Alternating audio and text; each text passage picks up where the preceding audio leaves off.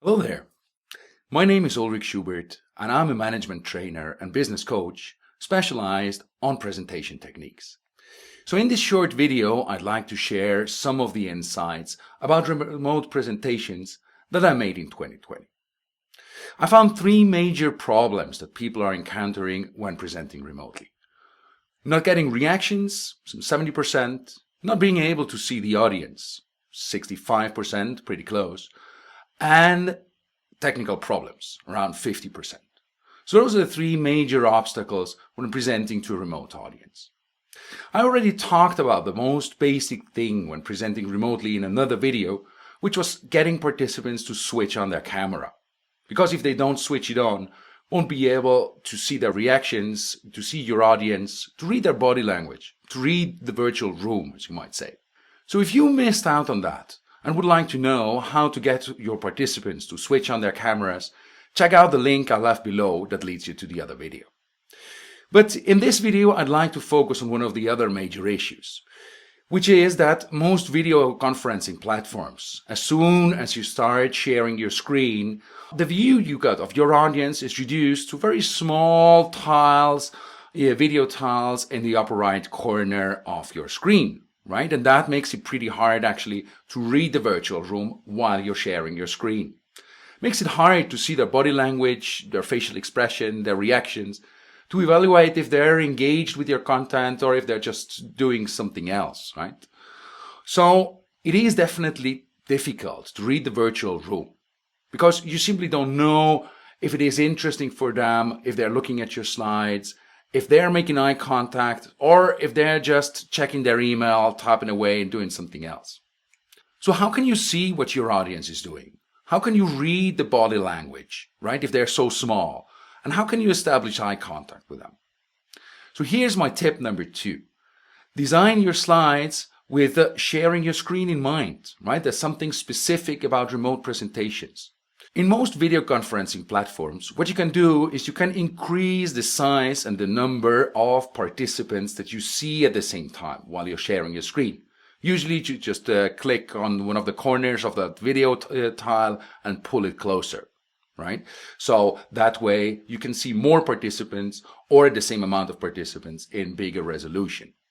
The problem with that is that you don't see your own slides anymore.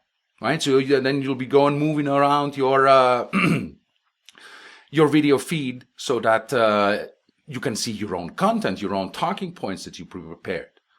And in my experience, that can be pretty annoying. Right, it takes a lot of attention, requires a lot of interacting with your device, so it's not really handy and just distracting while you're delivering your remote presentation. So what I did, I developed a habit of anticipating this video overlap in my presentations, right? At the point when I'm designing the slides, I just put my talking points to the left and an illustration on the right side of the slide. That illustration that I don't necessarily have to see myself. And this way, I can enlarge the video feed, just make it fill half of my screen and see 10, 15, 20 participants at the same time without the video overlapping any of my content, right?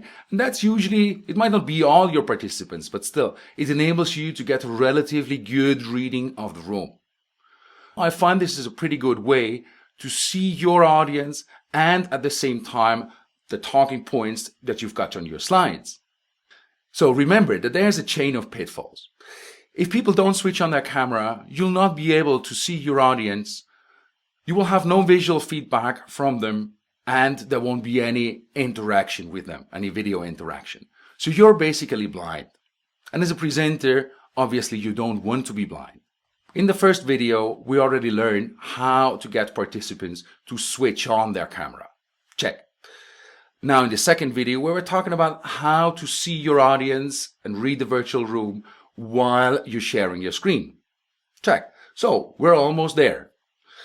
So if you are in the situation of having to present online, be it to colleagues, teammates, clients or potential clients, or maybe students if you're a teacher, and you're not seeing participants when you're sharing your screen, then I'd recommend you to design your slides in a way that already anticipates that sharing of the screen.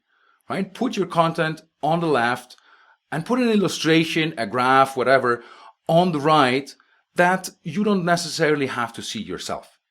That way you can enlarge the size of the video feed, see more participants, or see them in better resolution. And I tell you, if you just follow this little advice and build your slides that way, your remote presentations are automatically going to be much better. So I hope you liked this video. If you did, please leave a comment below and stay tuned for more. See you around.